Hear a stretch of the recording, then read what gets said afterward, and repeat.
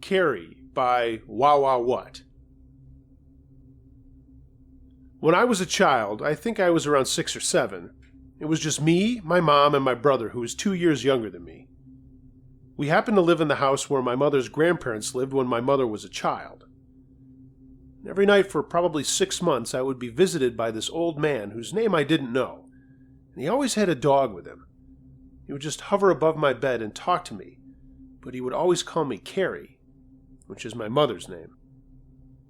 Every morning I would wake up and tell my mom about my conversations with the old man, and I would describe him to a T. He always wore the same thing. I can't remember what it is now, but he always wore the same thing. One day my mother and I were going through old photo albums, and I spotted the man that visited me. Without having any idea who it was, I picked out a picture of my mother's grandfather, who, to my mother's account, matched my description perfectly. I was certain that this was the man I'd been talking to, and I was excited to tell him, but he never came around again. On another occasion, I woke up to what I thought was my mom opening my door and talking to me. But when my mom really came in to wake me up about an hour later, she was wearing a totally different outfit and denied ever coming in my room that morning to talk to me. I've never been able to figure that one out. All throughout my life, I feel as if I've been followed by these strange things that I can't explain. When I was a child, I thought it was fun, but now that I'm older, it's just really scary. I used to feel safe with these things around me, and now I feel afraid, especially at night. I always feel as if there's something big and scary watching me, and in my heart, I feel terrified. Although I started feeling terrified before this, in the last 5 years, I've experienced what I think is sleep paralysis a number of times. I didn't see anything scary during this. I just felt an overwhelming pressure over my entire body, along with a suffocating feeling. Usually, I struggle to just move my fingertips. I know this sounds crazy, but it feels like something is trying to pull my soul out and push a new one in, so I fight it as hard as I can, and eventually it stops and I can move again. I usually just sit there terrified for the rest of the night with all the lights on. And my happy, funny ghost stories just turned into a terrified rant. Go figure. I just remembered one other thing. After my mom got married and I was 8 years old, we moved to a different house and I would stay up all night because I could hear what sounded like pots and pans banging together and kitchen drawers being gone through.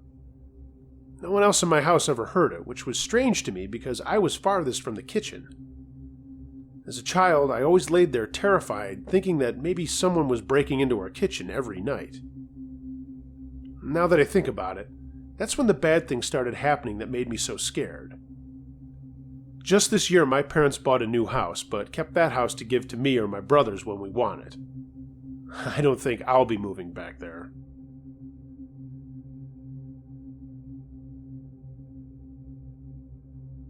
A police story. Submitted by Anonymous.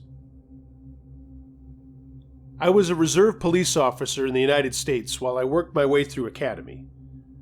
I'd been on reserve for about 6 months, and sometimes with the things I saw, it made me question rather whether I wanted to be an officer full-time or not.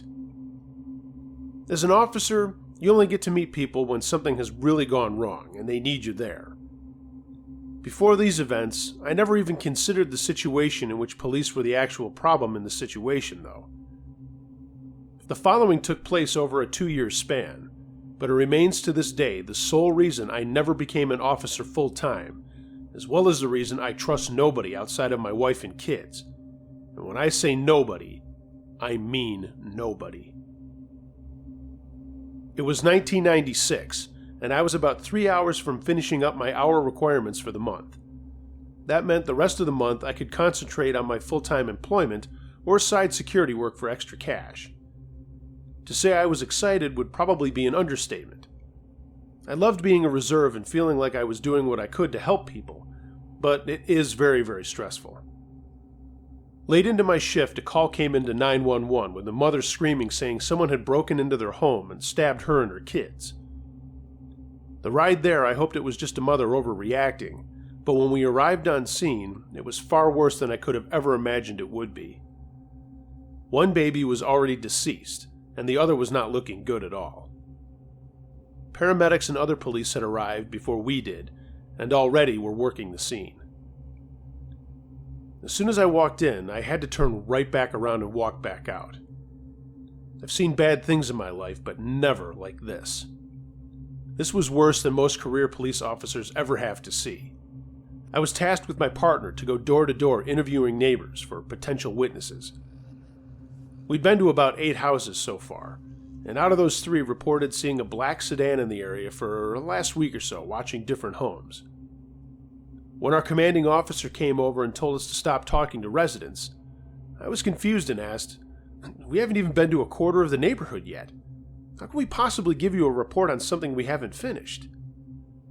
The CO called my partner aside and talked to him for a minute, and when he returned, he just told me that there was no use getting any more info because they had already made a determination on what had happened, and the info was a moot point by now.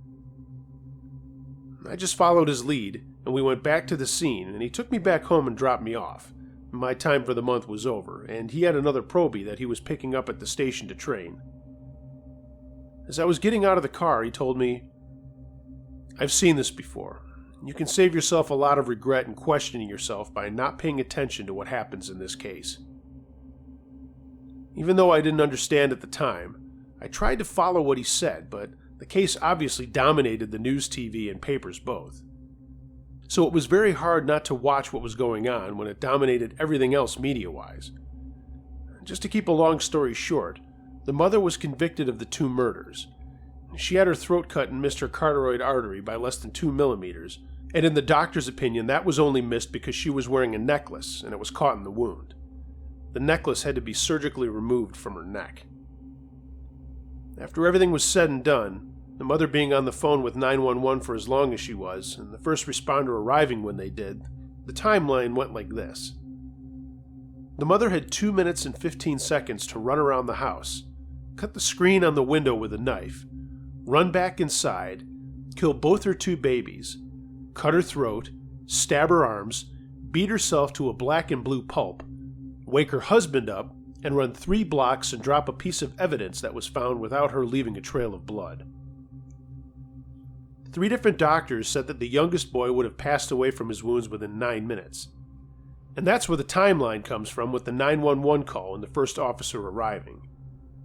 They said that her motive was money, but life insurance only paid out $10,000, and the 2 funerals were a little over $14,000. It never made sense to me that if she was the one who did it, then why not wait until after the babies had died to call 911, instead of calling while one of them was still alive? I didn't cover all the facts of the case here, but there was blood-soaked clothing thrown in bags with other blood-soaked clothing, items that were turned over at the scene before they were photographed. The bottom line to me, anyway, this was the worst railroad job I had ever seen against someone, and the mother is still on death row today. Uncle Josh note: the author of this story did share with me some more details and the name of the person in this case. It is real, and this person is on death row. I've been asked to not share any of the names, and I'm going to honor that and respect it.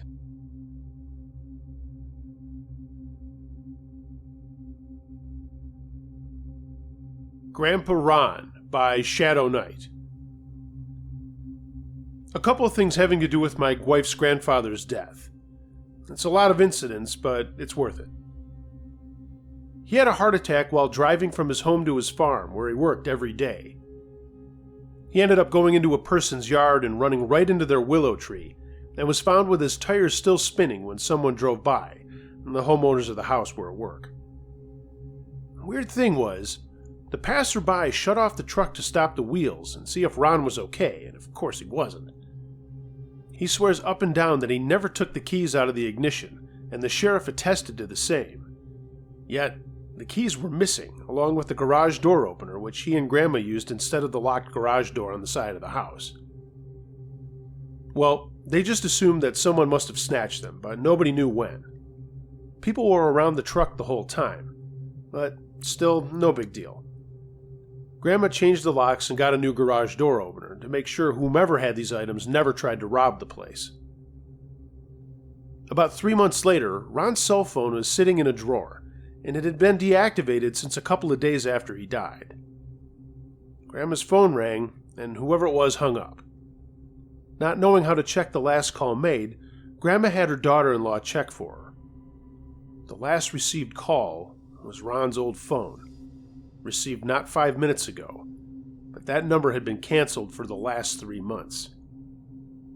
Everyone went white in the face, and Grandma ran over and pulled open a drawer where the phone was, only to find the keys. I mean, these were huge farmer's keys, with every key he's ever owned on it, and the old garage door opener sitting right next to it. The phone was in there, and it didn't even turn on due to a lack of battery power. Even before that, my wife and daughter went up to the funeral, and I had to work, so I stayed in Virginia and didn't go to Michigan with them.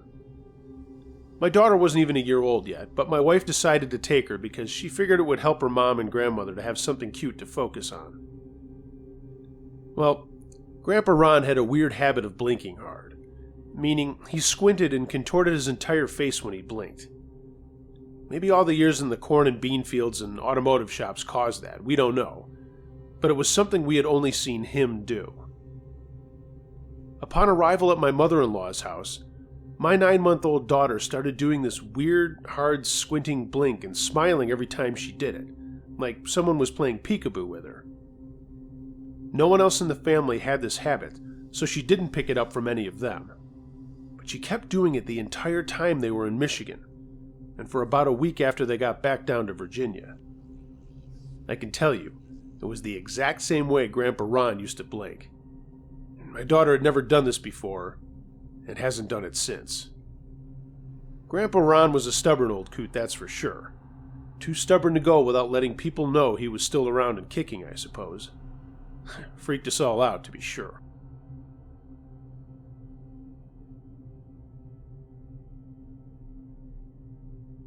My Guardian Cat by Crashdown Zero.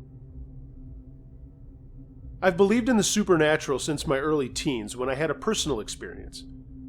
I'm not sharing that story now because I've shared it before. I just wanted to give you a little backstory.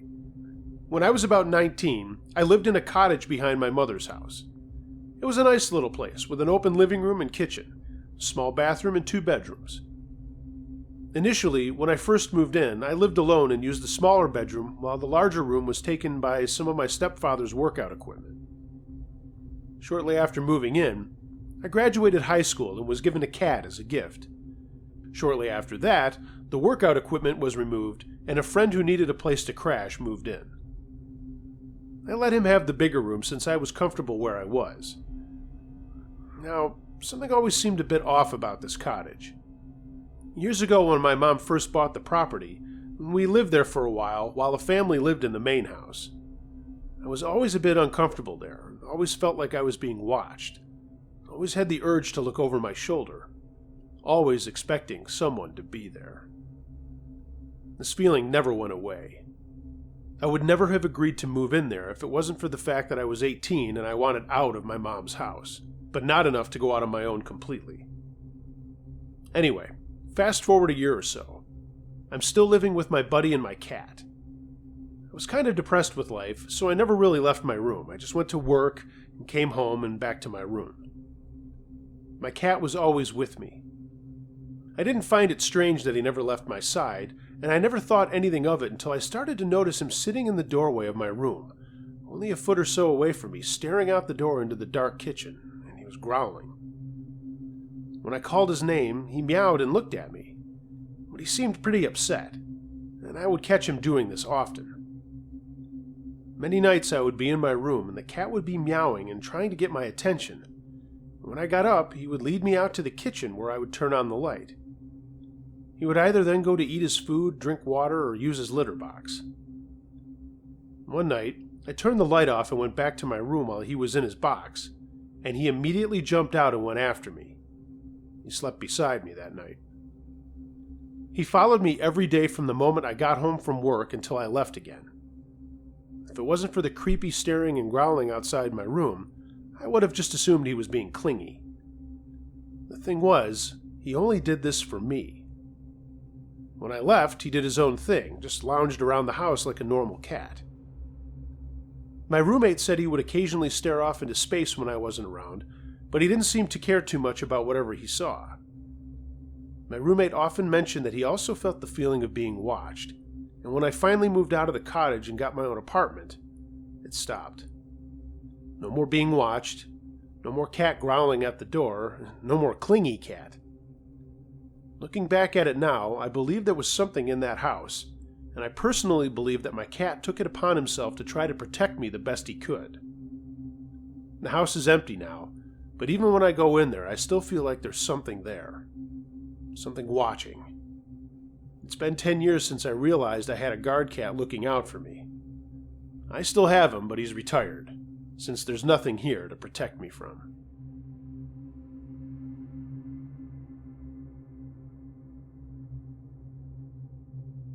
I Believe by Plastic Mojo. I have taken care of the dead by trade for many years. This occurred when I was newly licensed and living in an apartment over the funeral home.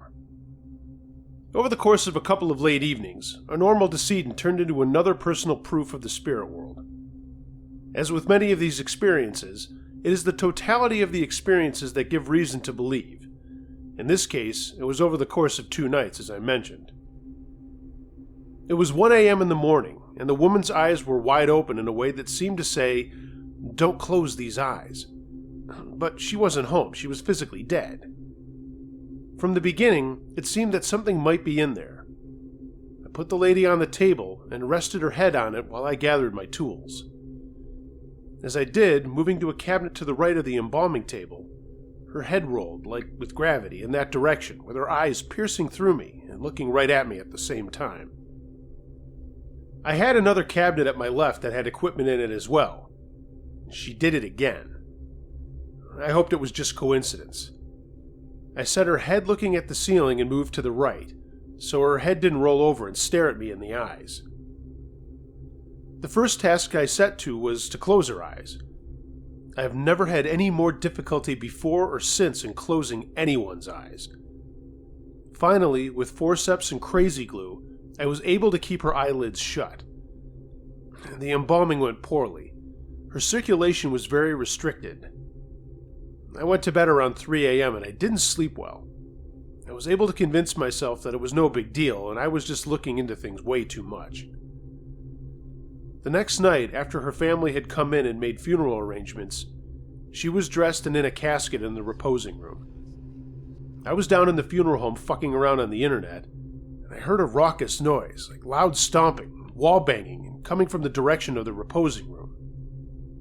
It started moving in my direction through the winding hallway of the circa 1913 funeral home. I buried my face in the keyboard and just prayed. A rush of wind blew through the room and out a hallway behind me. I stayed there praying and shaking for what seemed like an eternity. I believe.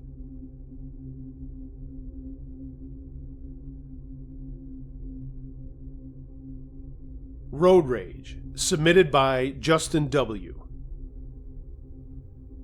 Back in 2012 Labor Day weekend, me and my wife and son took a trip to an amusement park.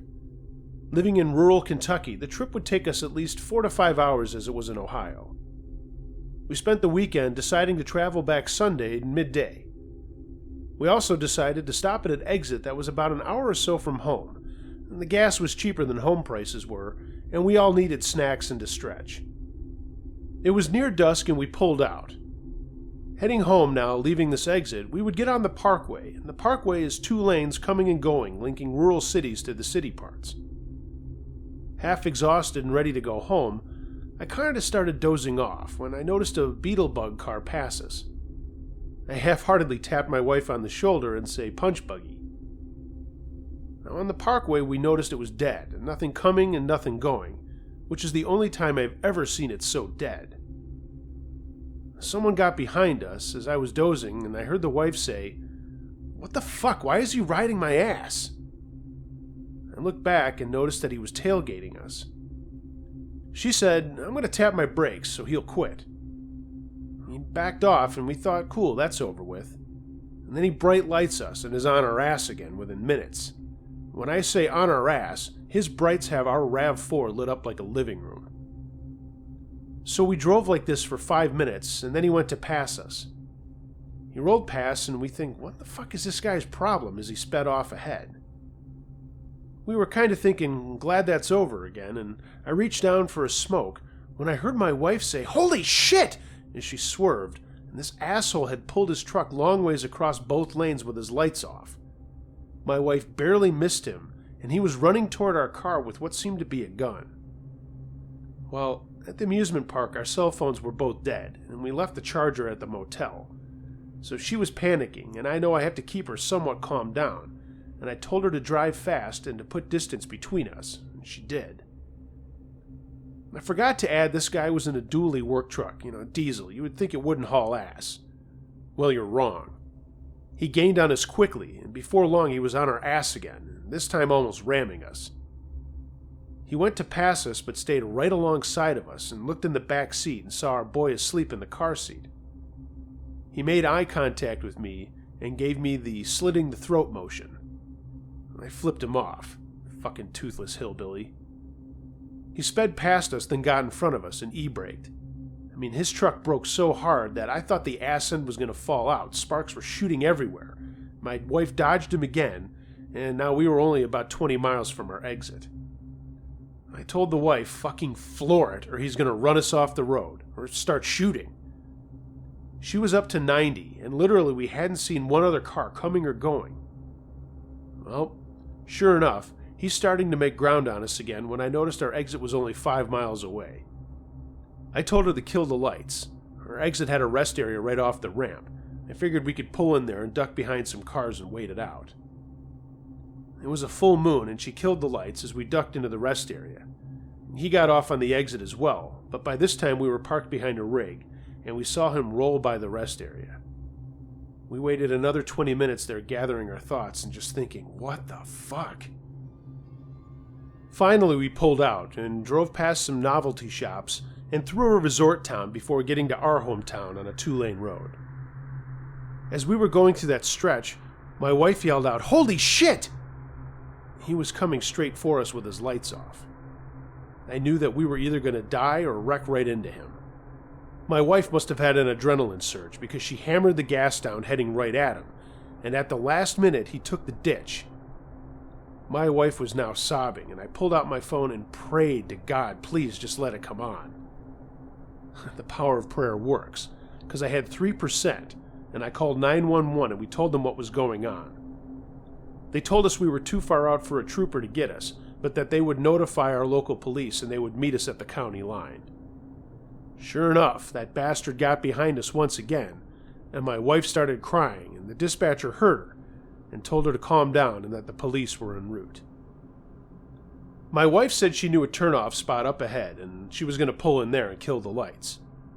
She did, and he rolled past. We waited and pulled out, but the fucker had waited on the road for us. At this point, we were 3 miles from our county line, and he was on us again. Suddenly, we saw blue lights everywhere coming towards us and behind us. They got him pulled over, and we pulled over just ahead of him.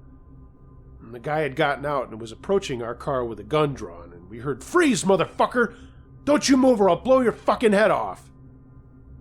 A cop came over and asked if we were okay, and we said no. He told us to stay right where we were and that they had gotten him. We saw them taking him to a cop car ahead of us, and he lunged towards our car as he walked by. The cops roughed him up pretty good over that. I worked the only grocery store in town, and I saw the officer that talked to us that night. I asked what was wrong with the guy, and the cop kind of laughed and said he was planning on killing you guys that night. He was hyped up on meth and always wanted to kill someone, and that night, it happened to be us. Sorry this was so long, but it's a true story. And meth head guy, let's not meet again.